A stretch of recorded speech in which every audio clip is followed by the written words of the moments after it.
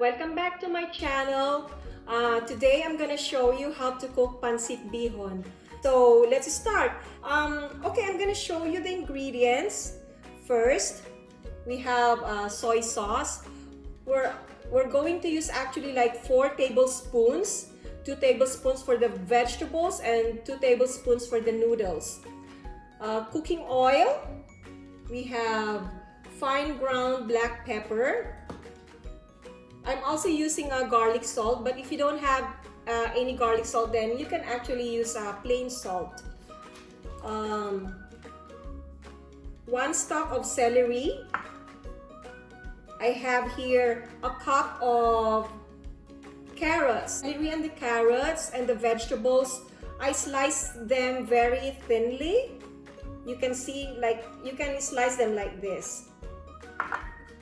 And I also have 1 pound of chicken strips. I slice them into thin slices, just like this, okay?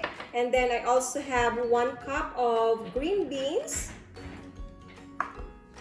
And we also have 1 chicken cube. Actually, I cut it into 2. I'm gonna show you, like, how we're going to actually, use this chicken cube.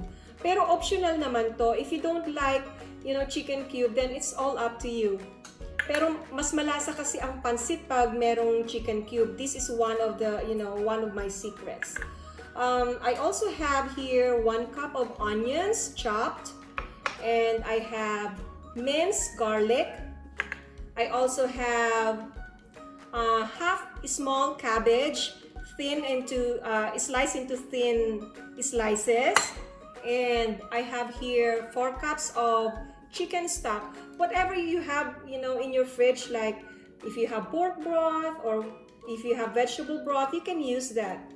And then we're going to use bihon or the rice noodles. So guys, ito yung isa pang sikreto na sasabihin ko sa inyo. Another secret to delicious pancit bihon is yung noodles. So don't soak your noodles in water. Huwag niyo hong i-immerse sa water. Just like, wash it sa flowing water or huhugasan niyo lang siya. Huwag niyo po siyang ibababad sa tubig kasi the noodles magiging bland. Mawawalan siya ng lasa. Okay, ang una is we're going to use cooking oil.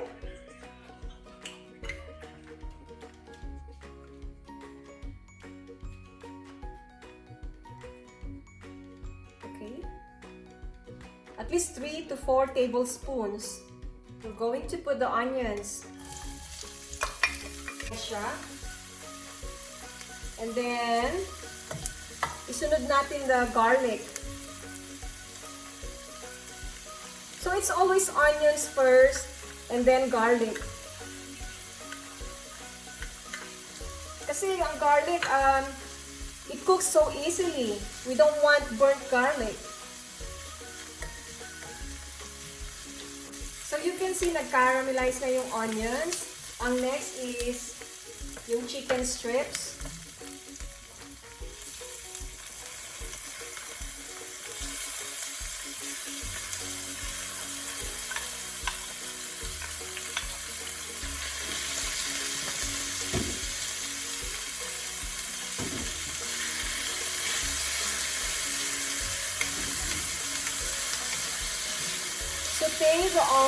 Saute the chicken thoroughly. Dapat igigisa po natin na maigi yung chicken.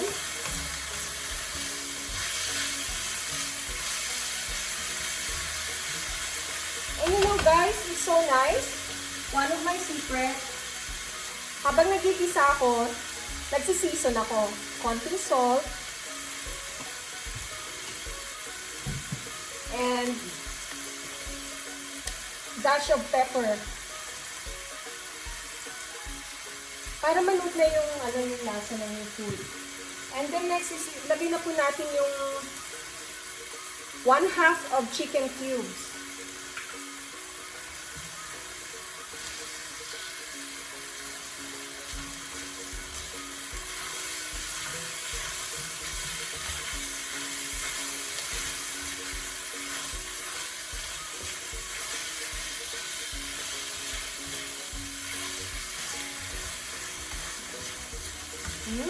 bango. I can smell it. Di ba 4 tablespoons of soy sauce? Ilagay po natin muna yung 2 tablespoons.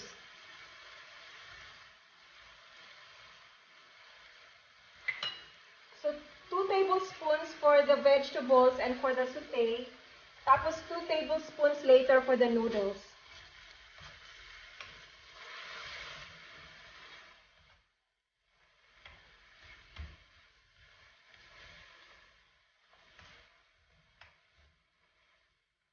Okay, so let's just simmer this for like 3 minutes. We're going to cover it. Check natin. So, let the chicken na mag-render yung fat.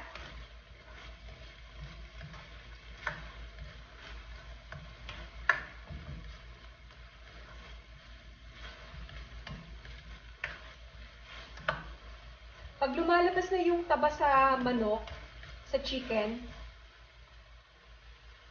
then we can add now the carrots.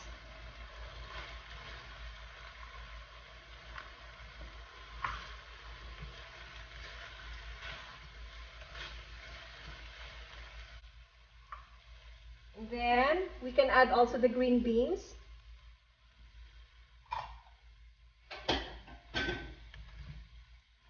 So don't cover your kasi pag nilagay mo na yung vegetables, huwag mo siyang i-cover. Kasi ang mangyayari, it will be overcooked. So you want your vegetables to be still crunchy.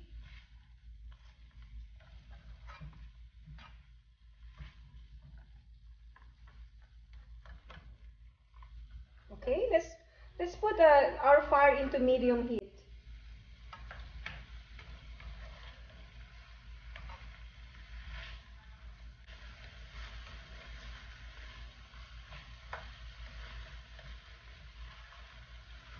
So, napaka-importante, don't cover it.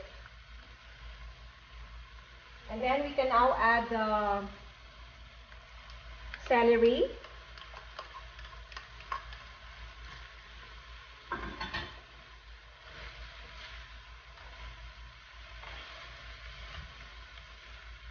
So yung fat nag-render na from the chicken, yun na yung magluluto dun sa vegetables natin.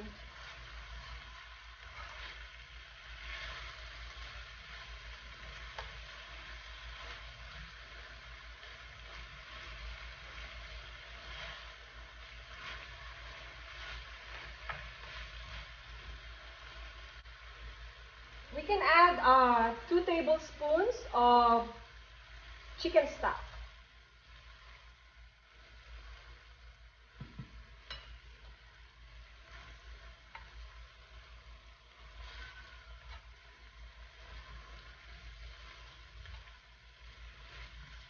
So, importante mga guys, huwag niyong lalagyan masyado ng sabaw yung vegetable. Kasi yung vegetable, magtutubig na siya eh.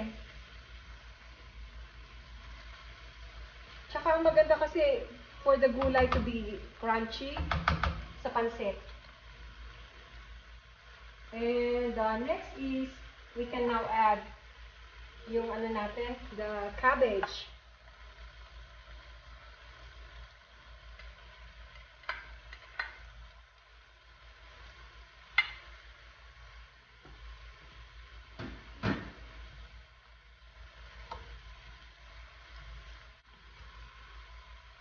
Looks yummy already. I can smell it. Bango.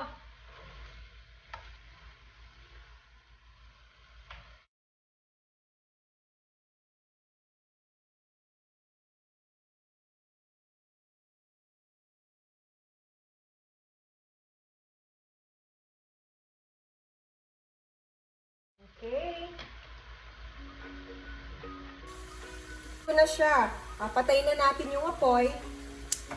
And what we're going to do is set aside natin yung vegetables. Okay?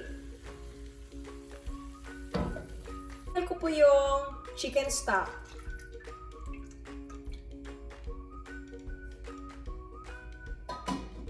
And then, next is I'm going to put the other half of the chicken cube.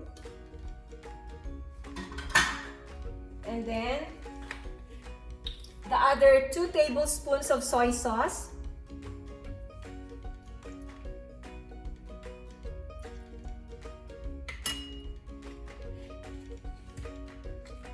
Tapos, lagyan na po natin i-season po natin ng ground black pepper. Pepper, the more the merrier. I just made that up. Mahilig kasi ako sa pepper. I love pepper.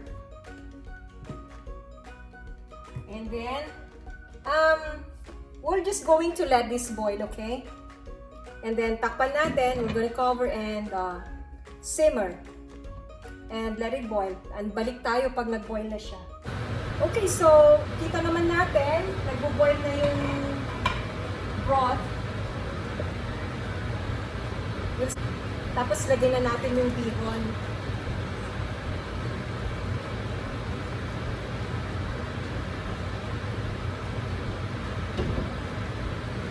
Lagyan natin sa high pa na.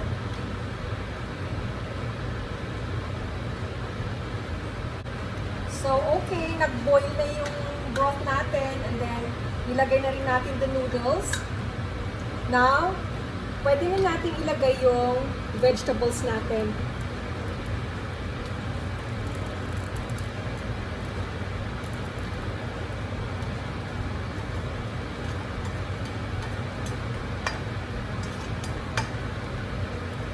And then, haluin lang.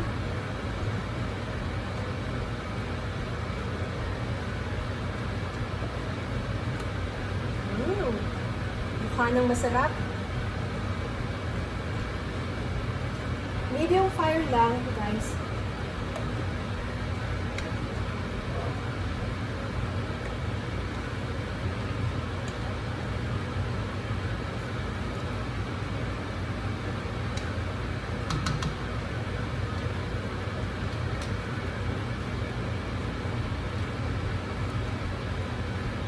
So, i-let lang natin yung noodles na i-absorb yung sabaw, the broth.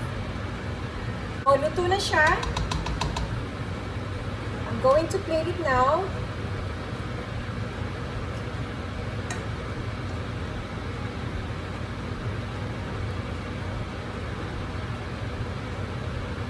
This is your everyday pancit.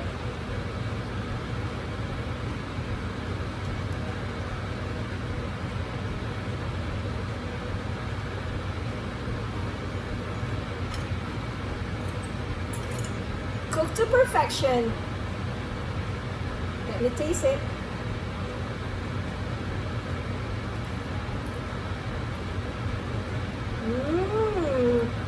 Perfect. Delicioso. Sarap. Kahit na anong oras na kainin ng pansit, diba? Ang sarap.